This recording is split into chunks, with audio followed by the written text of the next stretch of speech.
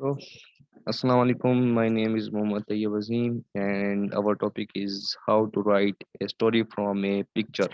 So, let's move on without wasting any time.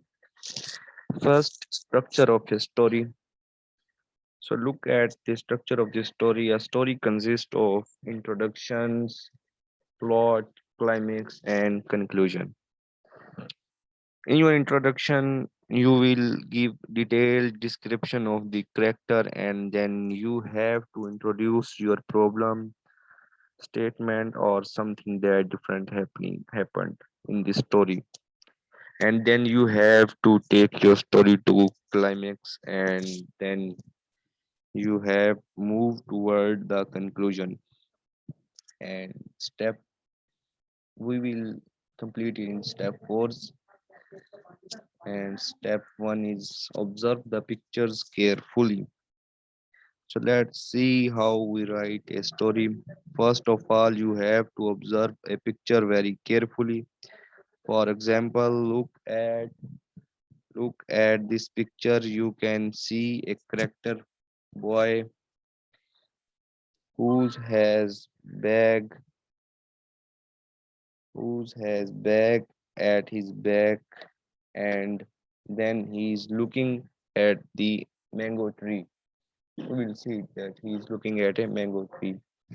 In the second picture, he is trying to climb at the tree, and he is trying to eat some mango.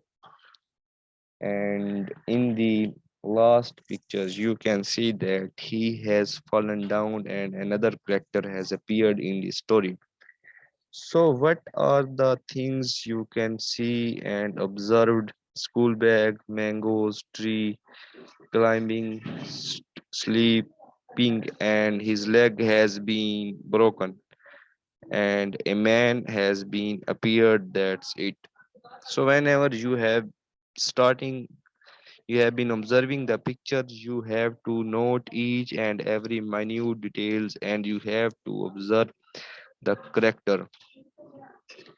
There is one very important point that whenever you start writing a story by looking at an image, you should use the local names.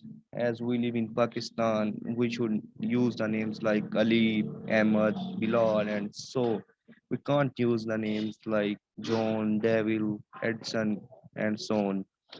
So then look at the action that are taking place in the story, and use an attributes.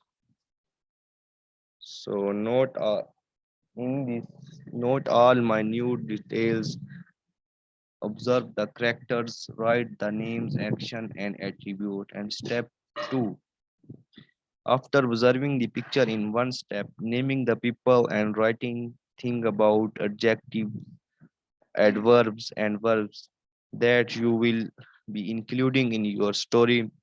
For looking at a narrate, we can draw a story like once upon a time there lived a very poor boy in a village, um, and his name was Ali. Ali's father was a poor farmer. He was so poor that it was very difficult for him to meet the both ends. Since Ali was a quiet and intelligent boy and he wanted to go to school, therefore his father somehow managed to get him admitted in the school. One day he was coming back from school. He passed by a mango garden since he was not eat anything since morning. He thought about stealing some mangoes from the tree.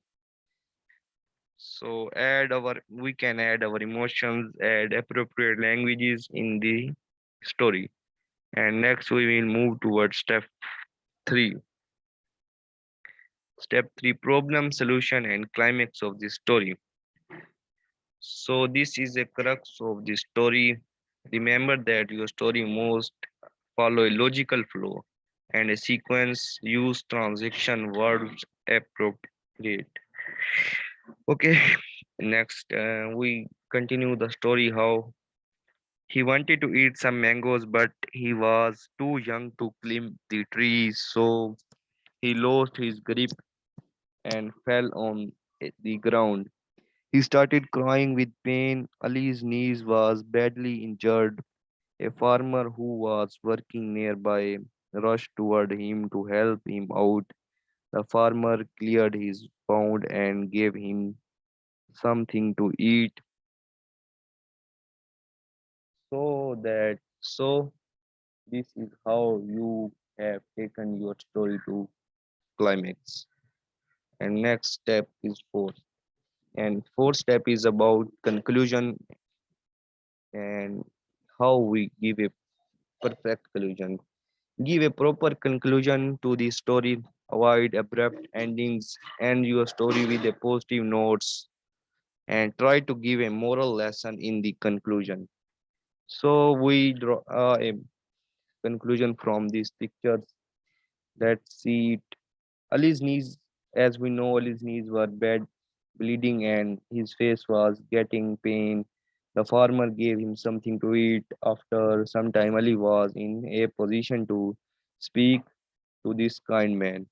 He felt ashamed and apologized. The farmer and promised not to did it ever again in his life. So it's moral lesson. So presentation complete.